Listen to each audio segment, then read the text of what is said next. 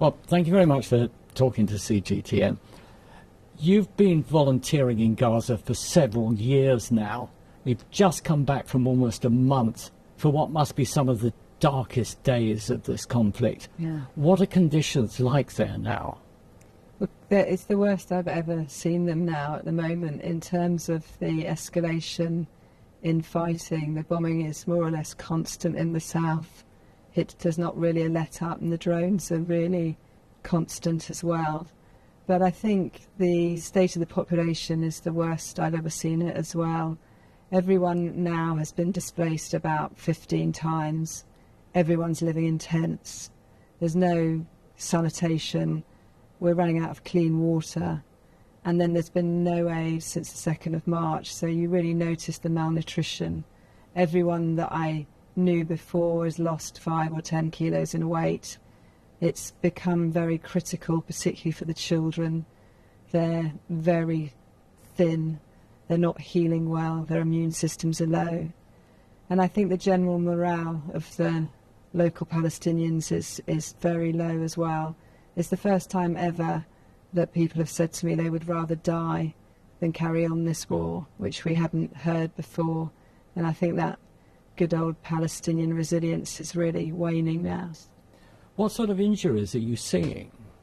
They're all bomb injuries, so all blasts. So you see two types of things. You see burns from the heat of the explosion, and they're mainly large burns. So for children, they're sort of 30% burns, which have got a 50% survival rate in the United Kingdom. And then adults tend to be larger than that, so quite severe. And then the other injury is normally due to shrapnel being whipped up in the force of the explosion and ejected at quite high velocity, and that will then hit the civilians either in the head, chest or abdomen, which normally kills them outright. But if you get hit in a limb, it's often survivable, and they will come in with partial amputations, broken bones, skin loss.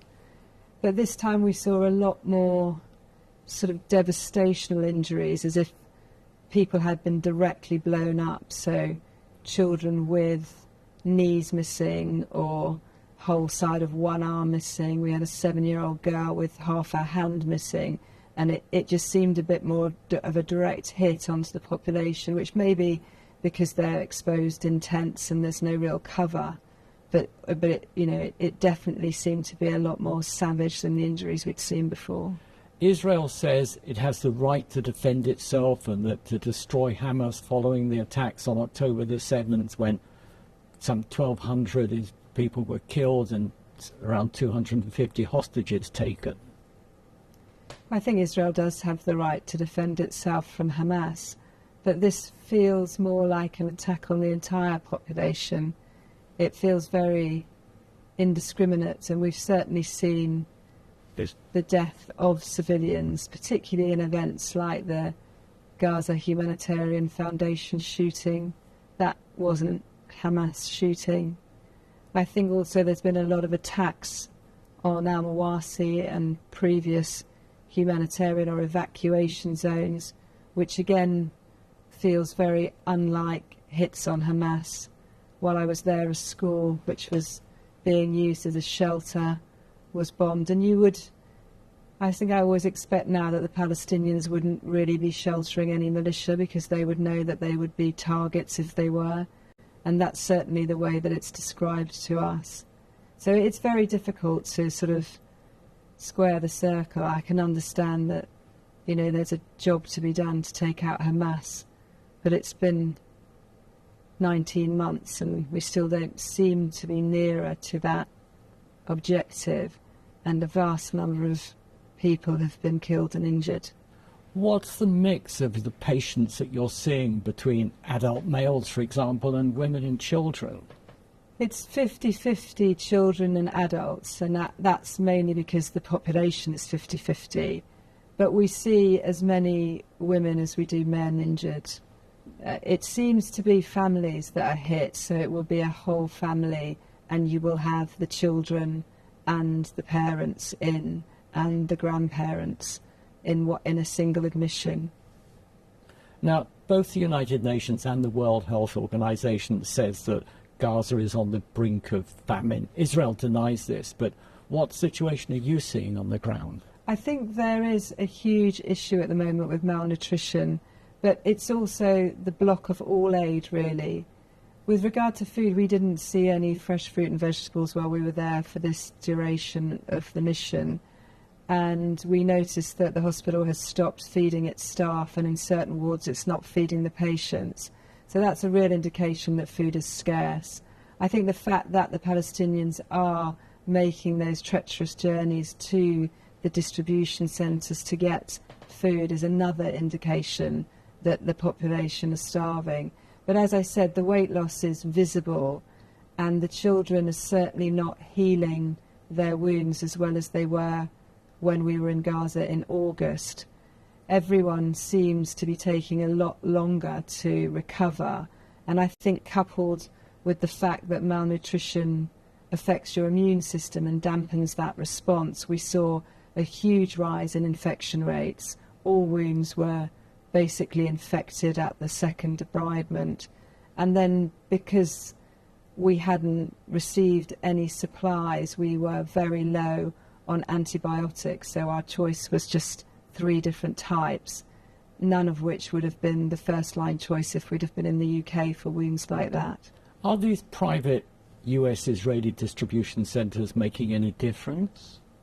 Yeah. I don't believe that they are. There certainly doesn't seem to be the aid delivered that's needed.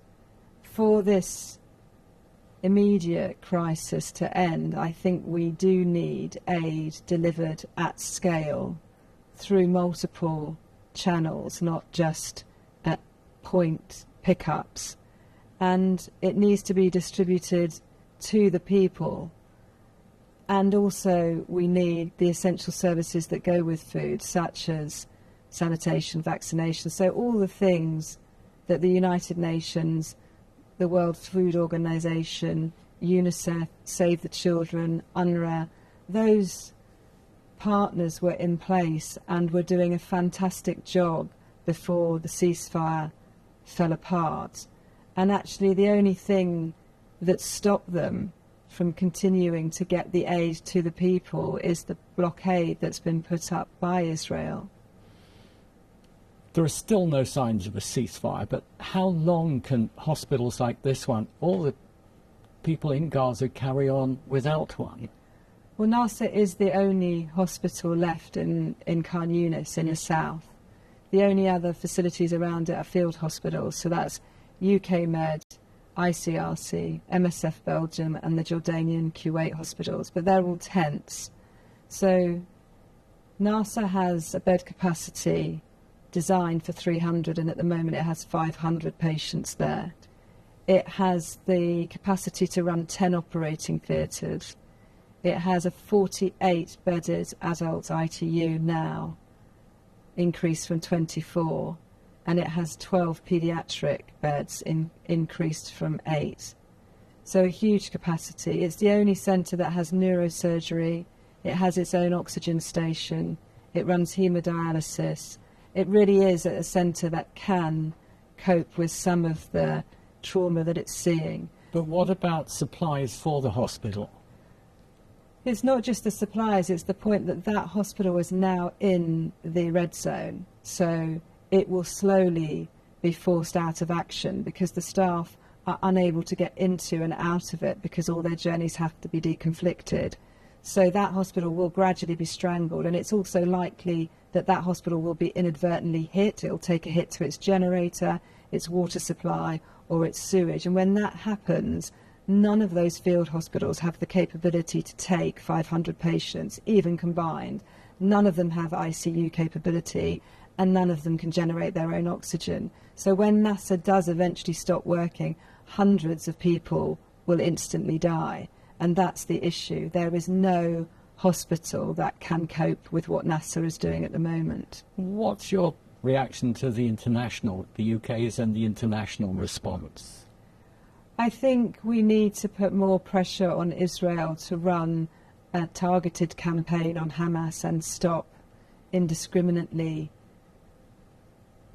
killing the Palestinians. I mean, this does seem to be a mass punishment rather than a targeted terrorist attack.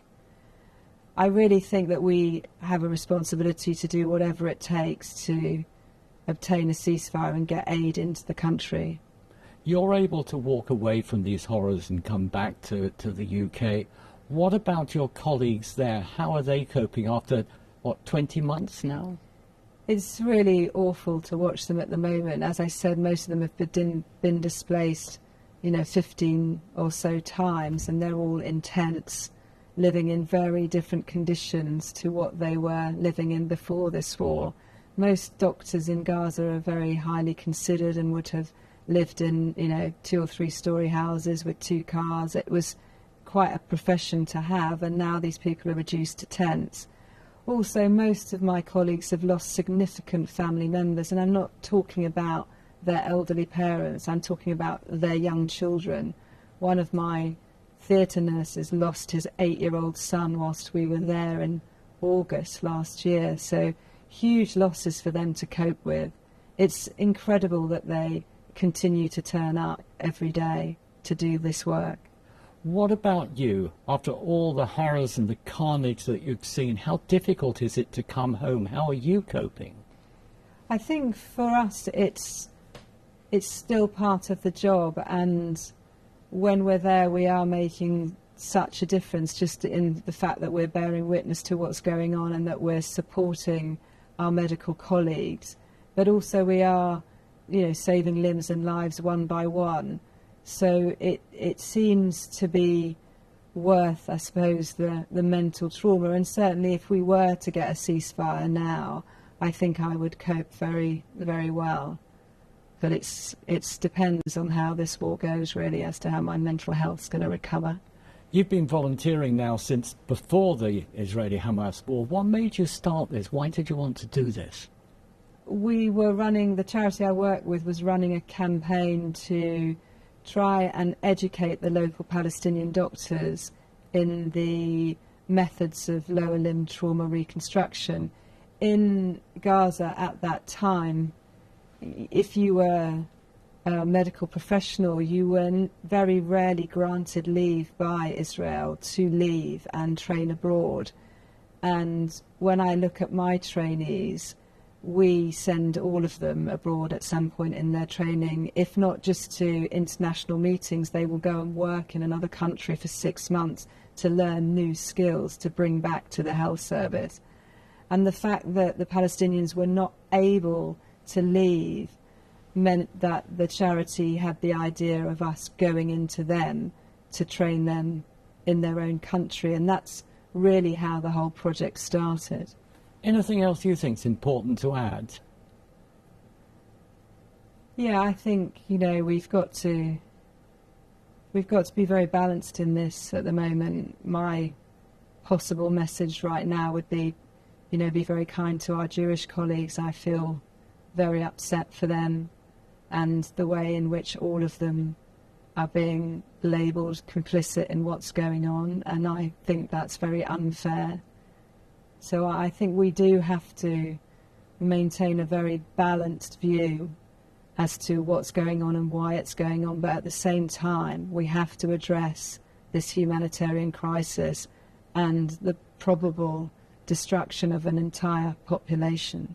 Dr. Rose, thank you for talking to CGTN. Thanks very much.